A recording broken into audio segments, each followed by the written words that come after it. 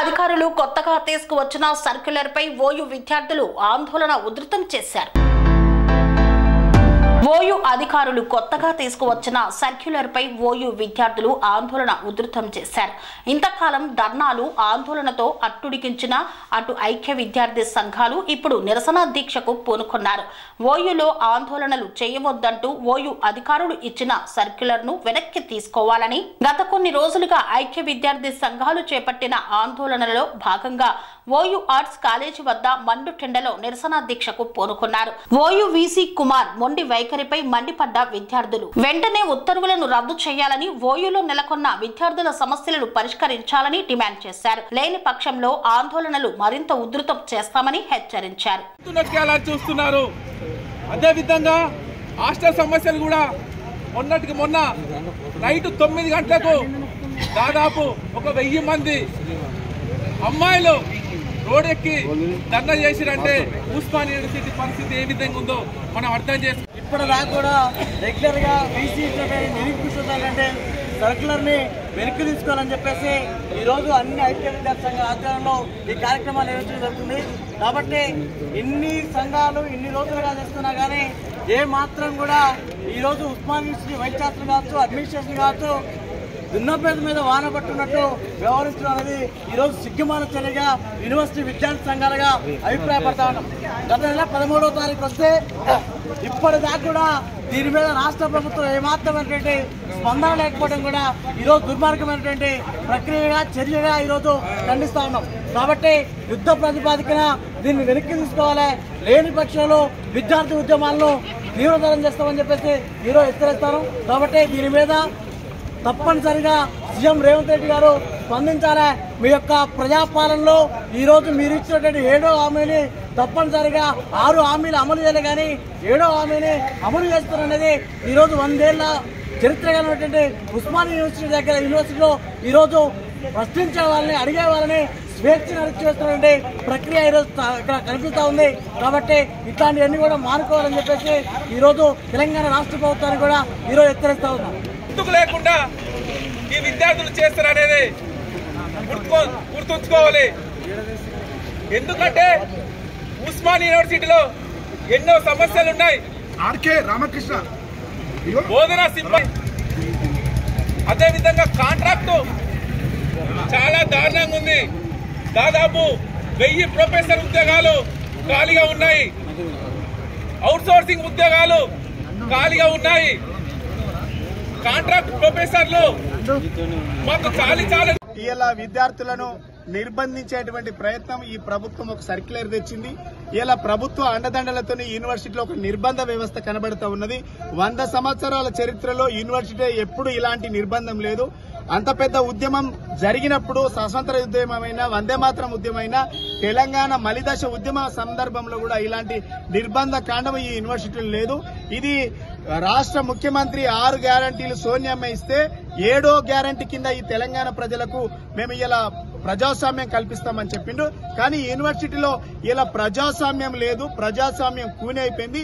విద్యార్థులకు దక్కాల్సినటువంటి ప్రాథమిక హక్కులను కాలరాస్తా ఉన్నారు. భావ స్వేచ్ఛ ప్రకటనను కాలరాస్తా ఉన్నారు. ఇది మేము తీవ్రంగా ఖండిస్తా ఉన్నాం. విద్యార్థులు అడిగేటువంటి వాటి న్యాయమైన డిమాండ్స్, మాకు నల్లలలో నీళ్లు టైంకి రావట్లేదు, స్నానాలకు నీళ్లు లేవు, వాటర్ ట్యాంకుల నీళ్లు లేవు, తాగడానికి నీళ్లు లేవు, ఇలా బాత్రూంలలో నీళ్లు లేవు, మేము తింటా ఉంటే పురుగులు వస్తా ఉన్నాయి, ఫీజు రియంబర్స్మెంట్ సరైన టైంలో రావట్లేదు. ఇవన్నీ అడుగుతున్నందుకు ఉద్యోగాలు 2 లక్షల ఉద్యోగాలు ఇస్తామన్నారు, ఇవ్వట్లేదు.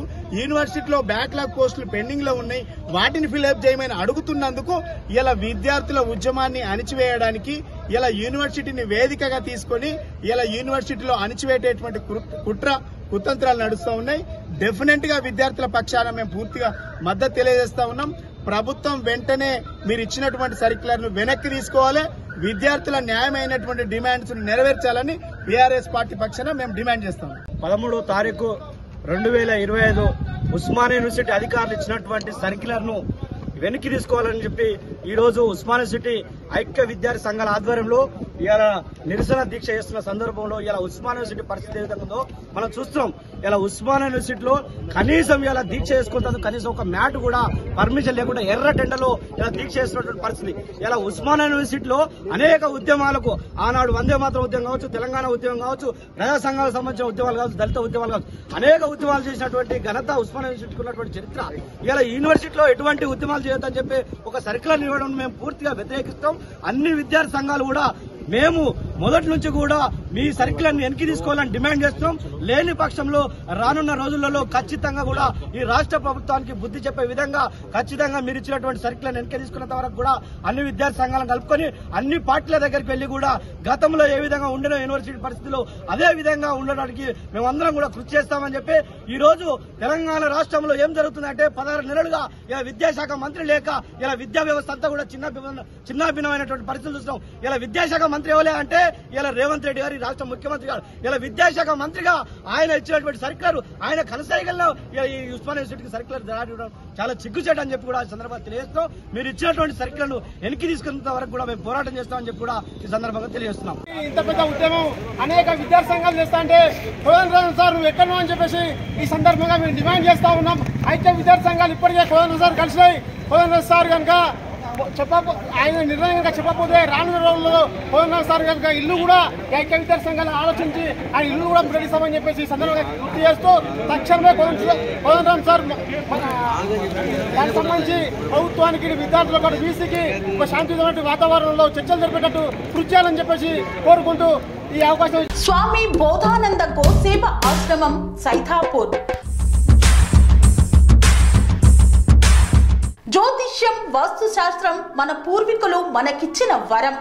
దుర్గాదేవి, కాలభైరవ ఉపాసనతో వాక్సిద్ధి పొందిన శ్రీ శ్రీ బోధానందగిరి స్వామివారు మీకు ఎలాంటి సమస్యలున్నా వాటిలో ముఖ్యంగా ధన నష్టం, ఆరోగ్య నష్టం, భార్యాభర్తల మధ్య గొడవలు, ప్రేమించుకున్న వారు దూరం అవడం, ఎన్ని సంబంధాలు వచ్చినా పెళ్లి ముడి పడకపోవడం, రోడ్డు ప్రమాదాలు, అప్పుల బాధలు, వ్యవసాయంలో నష్టాలు, పెద్దల మాట పిల్లలు వినకపోవడం, ఆరోగ్య శాంతి, గృహశాంతి, మనశ్శాంతి లేకపోవడం, ఇలాంటి సమస్యలు ఉన్నట్లయితే ఒక్కసారి స్వామీజీని కలవండి. మీ సమస్యలకు తగిన పరిష్కారాన్ని పొందండి. అంతేకాక అన్ని రకాల వ్యాధులకు గోపంచకవ్య మరియు మూలికా వైద్యం చేయబడును. నమ్మకంతో రండి, ఆయురారోగ్యాలతో వర్ధిల్లండి. మా అడ్రస్ స్వామి బోధానంద గోసేవ ఆశ్రమం సైథాపూర్, వీరభద్రస్వామి గుడి దగ్గర, యాదగిరిగుట్ట. సంప్రదించవలసిన నెంబర్ 9849213754 మరియు 9618034138.